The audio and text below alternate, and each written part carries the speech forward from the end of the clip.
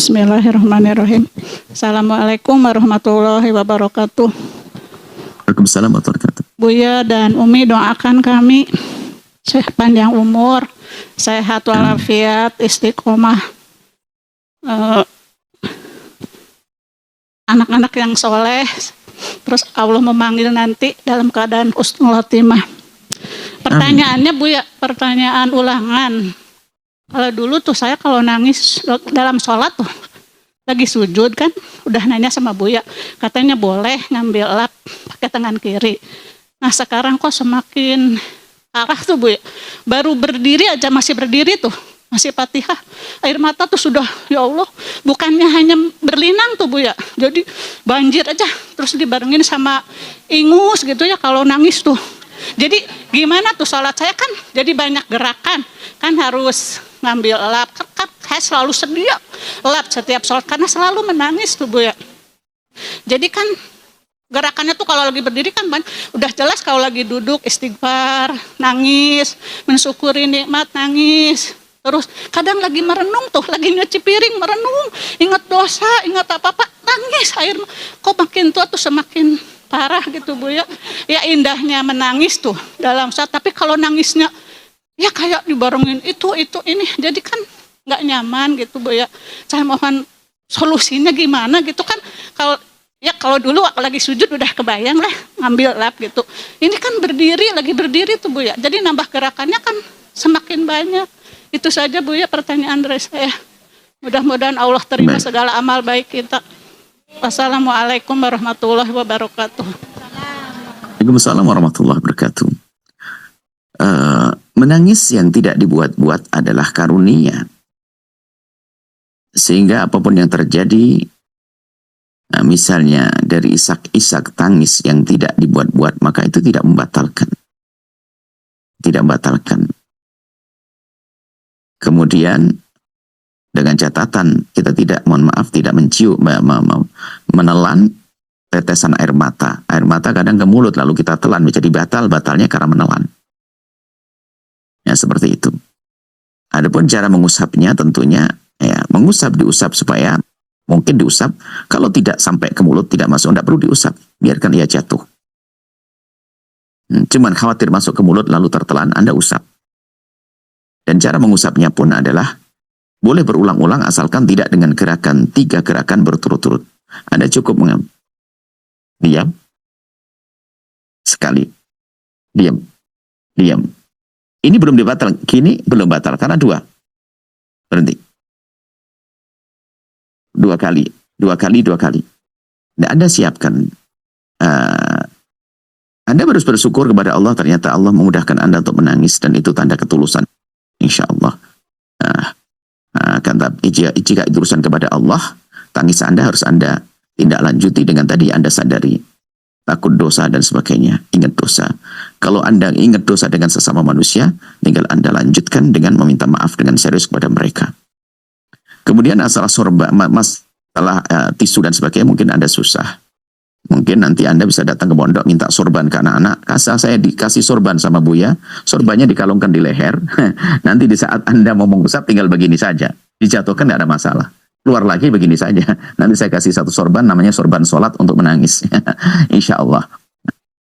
Ambilkan sorban yang lembut begini, dipakai, dikalungkan di leher. Kemudian di saat akan jatuh air mata, Anda usapkan dengan sorban. Kalau pakai tisu kan nanti jatuh dan sebagainya. Sorban. Nanti sorbannya setelah itu dijemur, dikeringin karena air mata tidak najis. Nanti dipakai lagi untuk sholat. Seperti itu. Jadi jangan. Yang jelas Anda tidak boleh melakukan gerakan berturut-turut misalnya ini.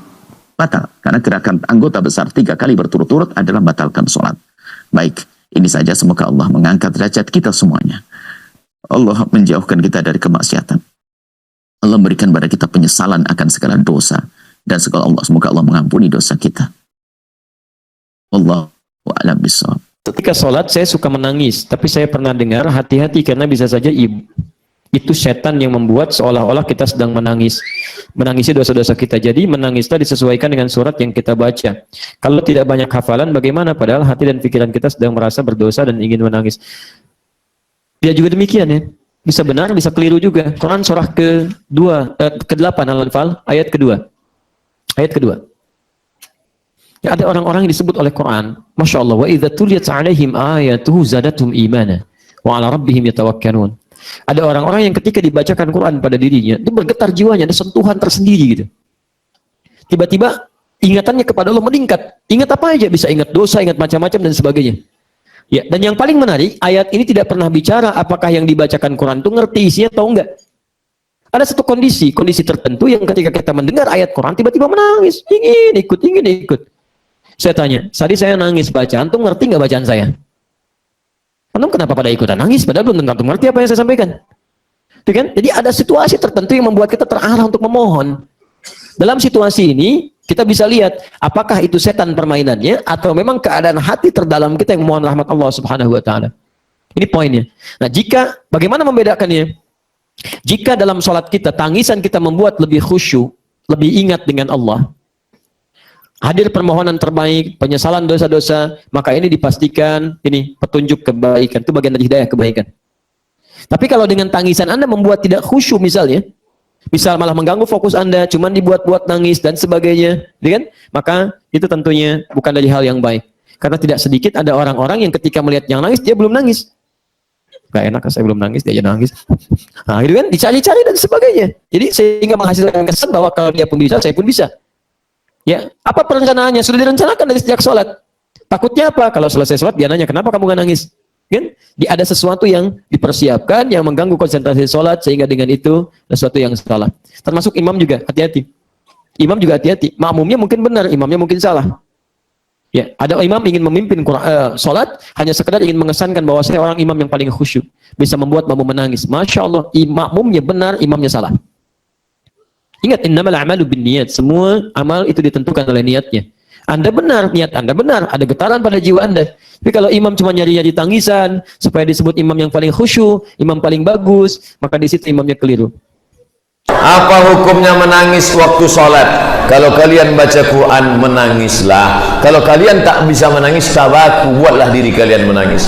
Kullama nadijas juluduhum, ketika kulit mereka gosong, badalna juludan ghairaha, kami ganti dengan kulit yang baru, liyadzuqul azab.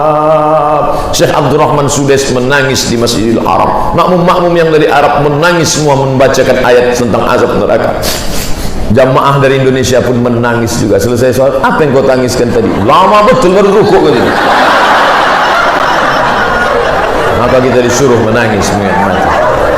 Saat imam membacakan ayat menyentuh hati, apa hukumnya? Ketika ayat tersebut membuat konsentrasi sholat kita buyar. Menyentuh hati, kenapa bisa buyar?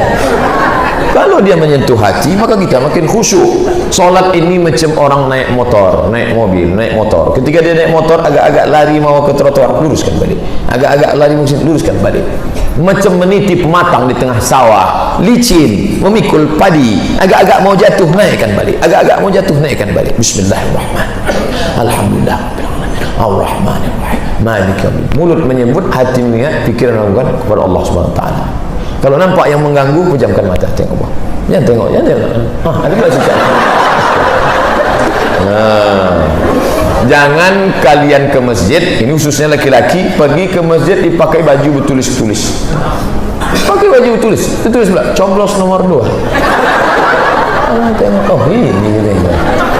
Perempuan-perempuan pakailah mukena yang biasa-biasa saja. Ini dipakai mukena yang bunga-bunga. Ketika sholat tengok, mak di mana dia? Apa hukumnya jika seorang ibu dan ayah yang tidak mengajarkan anak-anaknya ilmu agama, dan jika anaknya mencari ilmu agama dengan kajian-kajian terbuka yang bisa jadi banyak bertemu lawan jenis? Tidak boleh pengajian bercampur aduk. Ini contoh pengajian yang islami yang ada campur aduk. Ya, pergi dulu ya. Kemana? Pengajian. Sama siapa? Sama pacar. Tak betul. Mana ada pacaran-pacaran? Ini pacaran syariah ya. Tak ada pacaran syariah. Yang kalian pacaran-pacaran. Tak ada itu. Bullshit pacaran itu. Omong kosong. Yang sudah hijrah-hijrah, buka HP, cari nama dia, delete. Buka FB, cari nama dia, unfriend. Kasih tahu sama dia, untuk ini aku sudah hijrah total, kita stop, berhenti. Nanti setelah kau kerja, aku pinang kau dengan bismillah. Kalau aku tak mau bang, kalau kau tak mau, bunga bukan setangkai, kumbang bukan seekor. Patah tumbuh hilang berganti, hilang satu tumbuh seribu. walaupun dalam hati kita cemas juga dia nanti. Jangan tunjukkan kau mengejar dia, karena kalau kau tunjukkan dia jual mahal. Itu nanti kita ada pembahasan khusus untuk laki-laki aja.